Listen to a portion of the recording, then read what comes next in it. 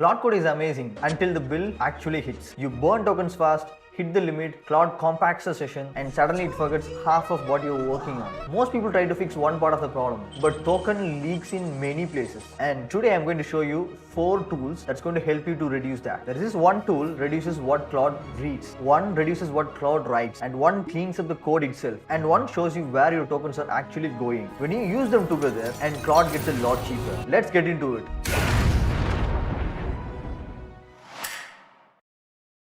So you can see that the first thing before I go into tell you the tools, the 4 different tools, I want to tell you about the pricing, how Claude is pricing for every tokens. I just opened this Claude pricing page. This is specifically for the APIs. You can see that there are top models like Claude Fable 5, Claude Mythos 5, Claude Opus 5, and everything, right? And you can see that how they are pricing the tokens, basically between input and the output tokens. And if you check, typically, it's Claude Fable 5, which is like $10 for a million tokens, and for the output, which is like $50 per million tokens. And you can always see that that's like 5x of that input to that output. So output is equal to input times of 5x. So that is common with all the models that is there. So you can see that the output costs more for sure, because it's going to write the code, and then it's going to tell you what you're going to do. And input, of course, whatever you're going to send it to the LLMs models, to the agents, that it's going to cost as well. So the primary focus that we have to do here is the input and the output. But for anyone who is building an agent or something different using Claude APIs, then of course they have to focus on more, like you can see that the cache, how they are sending the input tokens, and how they can cache it. So but that's not our focus right now, and our focus right now is to help people who are using Claude Code and how they can optimize it further. And of course, for anyone who is using APIs as well, and the primary focus would be focusing on input tokens and the output tokens. Okay, let's get started in this. So the first tool, or I would say, the first plugin that I want to discuss about is Headroom. So Headroom, it's going to focus specifically on the input tokens, and how it's going to do that, where it's going to situate. We ask Claude to do certain things, right? We're going to type out, okay, hey Claude, do this, there is a bug, and then, fix that, and then, I'm going to build a feature. We're going to write out a lot, and Headroom will sit between our prompt and then the agent, which is the Claude Code. So it will, whatever it goes to the Claude Code, there will be an intermediate layer, which is Headroom, right? So that's how, it summarizes, and then, it does in a way that, it reduces the number of tokens that goes to the Claude Code. So which will eventually reduces the number of input tokens. I'm going to open the GitHub repo and also the website that they have. Bit about this history about Headroom. Headroom, it's created by this Netflix engineer, and who created this, and then it became super popular, and you can see that it almost has more than 60,000 stars. So like I said before, it's specifically focused on the input tokens, and it sits between the user prompt and the agent, which is Claude Code. But it's not just focusing only on the Claude Code. If I go to the website, and you can see that it works with the Claude Code, Codex, Cursor, and many different harness agents or coding agents. So that's why it's really good. So you can see that if in the website, it's about compress everything your AI agent reads. So it's a layer that it compresses everything whatever we are saying, and it before it goes to the agent. Every tool call, it's about every DB query, and then every file read, and everything, it create that compression, and then before it goes to the model. So how do you install? So you just pip install Headroom AI, and that you just copy it and go to the terminal or wherever you're using Claude, and then install that. So for this, I'm going to use Cursor. This is the place that I use Claude Code. It's not much different. So you can use VS Code, or you can use it in your terminal or wherever you want. So I'm going to use Cursor for this, just the IDE, integrated development environment, for this. And I just opened the terminal. I'm going to use it in one of our projects, which is content tool CF, and I'm going to just initialize Claude. So now the Claude is initialized. So you're going to just copy and paste it, pip install, and it's going to install this. So I already have installed, so I'm going to paste it, and okay, I have already installed the Headroom, so it's going to run it. And if it needs, it's going to ask me to, there will be so many process, bit small process into that, and that's how you install Headroom into that. But once you install that, you also have an option to see the usage, and how much of a saving that it's going to support in the input tokens. So you can do many commands, which is like Headroom doctor, and to just to check if the setup is doing good or not. And you can also use Headroom dashboard and Headroom performance as well to measure it. So I can use Headroom dashboard, which is a great way to understand. It's going to create it. Of course, it's going to create a link, local link, and you can check the performance and how it's reducing the number of input tokens that goes into the agents. Yeah, I'm just going to not install, because since I already have installed it. So I'm going to just say no, and I'm going to run this. Probably yes. So it's asking me to install, of course. Yeah, I'm going to install just to going back on this. Okay, this is good. So I'm going to do Headroom, and but before that, I'm going to copy the command. I think it's Headroom dashboard. Yeah, Headroom dashboard. So it will open that.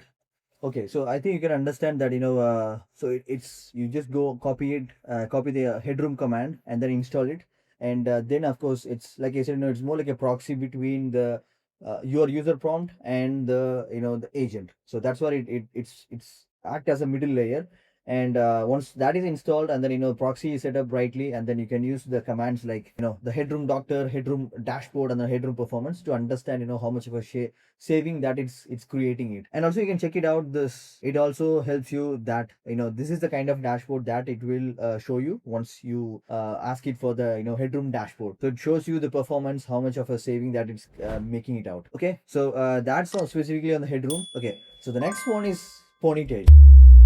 So like I said before, two important things that we're going to focus. This is on the input tokens and the output tokens. So the previous one that we saw is Headroom focused on input tokens. The second one that we want to focus, it's a Ponytail. Ponytail is going to focus specifically on the output tokens and specifically on the coding. It's more like a smart senior engineer who goes and understand the code, and instead of writing like 100 lines, 1000 lines, it reduces and simplify it in a way that you don't need require that much of a token. It saves the token, and at the same time, the build is super good. It understands how you can optimize the code, and it will help you also in the future that because you don't have a lot of code to manage it. So even if you want to change it, it understands the code much better. It reduces the code bloating, right? It's just too much to not to write too much. So how do you do it? And you open the GitHub and go to the GitHub repo. So I'm going to close the Headroom. So once you go to the GitHub repo, which is Ponytail, it says that, right? So it make your agent think like this laziest senior dev in the room. So which you can see, Ponytail. Ponytail is more like that kind of a guy who has a ponytail and then who's silent, and then who is a super smart senior engineer and who understand the code and then not to write too much. So he just simplifies in a really simplified way. So they claim that it's 54% less code, and I have used it, and then most of the time it's working really well. Just super good in terms of the output on the tokens, 22%, and the cost it's 20%. It has a good amount of reduction in the code base and also has a good amount in the performance as well. So it's not reduced in the performance. So to do that, so how do you go to the repo? First you use this command. First you need to add this Ponytail to your plugin marketplace, and you just copy it, and I'm going to put it back in the terminal. So I'm going to add this into the plugin marketplace first. Then once you add this the plugin marketplace, since I already have Ponytail, so it's successfully added to the marketplace. And once it's been added to the marketplace, then you run another command, which is to install the Ponytail from the marketplace. So, and then it will ask you about whether you're going to install for you, it's like specifically, or for you, the user scope, and for all collaborators, which is, basically the project level, like anyone who is going to use this project, probably from the GitHub, or from, anyone who's going to use it, they will also have this particular, the plugin installed for everyone, or just for you as well. You can do it, and also you can do it locally, like, just for you in this repo only, not for all the projects. So it's up to you. You can do it, but I'm going to use it for just for in this repo. I'm okay with that. So once you install, that's it. So this is what it's going to do. It reduces the number of fewer lines of code, and also it reduces the number of tokens output for 22%, and it's 20% cheaper in what it does, in terms of the cost. And also, like Headroom, it works with so many agents like Claude Code Codex, or Copilot, CLI, or Cursor, or any harness coding agents. And then also it has the commands as well, similar to Headroom. So you can run Ponytail audit just to audit the whole repo, and it will go and audit wherever it could improve, and then it comes back with a good response of the areas of improvement. And also you can run Ponytail gain as well. So for that, to check the list of commands, you can go to the repo and you can see the different commands that you can run under Ponytail. The Ponytail audit, it goes to audit the whole repo. So similar to that, it has other commands as well. You can check it out, and so which is good to understand how much of a save and also where you could improve it. Yeah, so that's mostly on the Ponytail, which is going to focus on the output tokens, but specifically on the coding side of it. Okay, the third one, which is going to be Caveman. Caveman is going to focus on the output tokens, similar to Ponytail, but Ponytail is focusing on the coding side of it. But Caveman is going to focus specifically on the output tokens but the instruction that you're going to receive, right? So whenever you're going to ask something on the Claude Code, it's going to reply to you, hey, this is what you have to do because of this. That is going to cost us because it's the output tokens, right? If you're going to install Caveman, and it's going to save like almost 65% of it, because sometimes you don't need a paragraph, you just need a list of instructions. Hey, go and do this, right? So you need that, and that's the job of Caveman, and that's how it's saving the output tokens, and ultimately it's going to save us the cost. So what you're going to do is go to the website, or I'm going to open both the GitHub repo as well. So you can download, and it's a kind of a skill that they, it says, but of course there is a multiple skills that you can get it from Caveman. You can install directly, copy this command, or you can install it in multiple places wherever you want. For the Claude Code skill, you can just copy it and then install it, and that we're going to do it. But I have already installed it.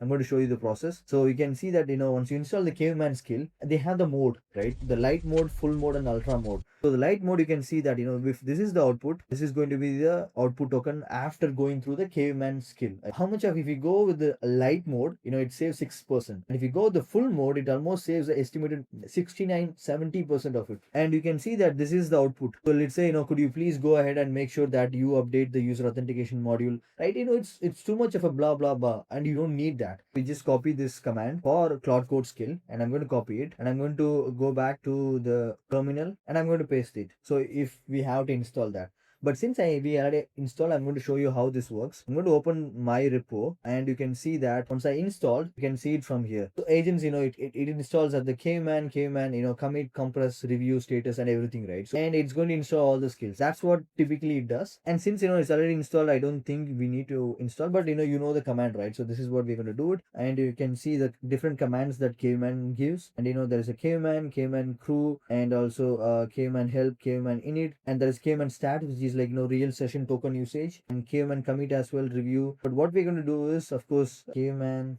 stats, but you need to ask for something, and then it has to go, and the agent has to done the work, right? Otherwise there will be no stats, right? That's specifically on it. Okay, the fourth one that we're going to talk about is CodeBurn. Like I mentioned before, CodeBurn, it's focusing specifically on tracking all the tokens everywhere, because the super important thing is, like, if you can't measure it, you can't manage it. It's important to, you need to measure it, and you need to understand where the tokens are really going it out. That's why CodeBurn is a really great tool, and to understand, the usage of the whole, sessions, and then across the app, if you're using Claude Code, Codex, or Hermes, or any different agents, it just tracks everything, all the sessions and projects. So I'm going to open this CodeBurn. You can see that, it's see where your AI tokens, coding tokens go. So you can, there is an, app as well. You can download the desktop app if you want. What you need to do is, I can also do this command, which is npx CodeBurn web, and which is more like a command for it.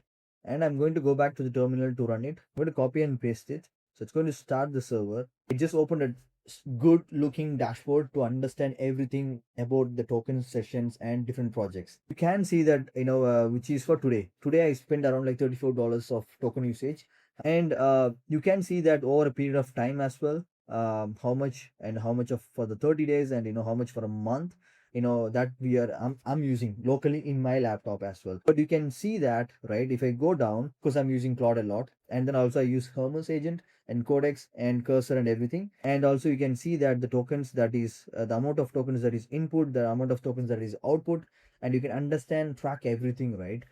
You can go by the model level as well, where you're spending most of your money on which model, so that maybe you don't want to use Claude Fable in a particular situation where it's going to cost you a lot of money. Yeah, exactly. Just a detailed way of giving everything about your session, and your activity around the coding.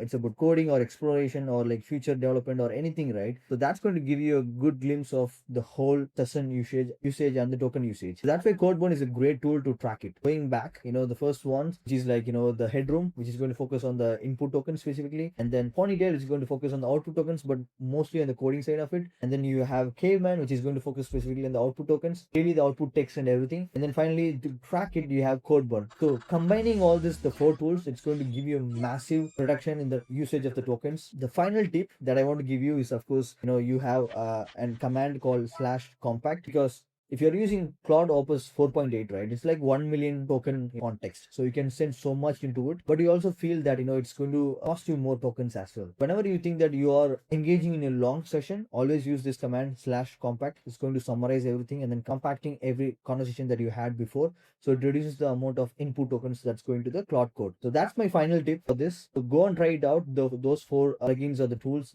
which I mentioned to you. So it's going to save you a ton of tokens. Try it out and let us know in the comments as well. If you learned something from this, hit subscribe so that you won't miss the next one. All right. Eat, sleep, build, repeat. Ciao.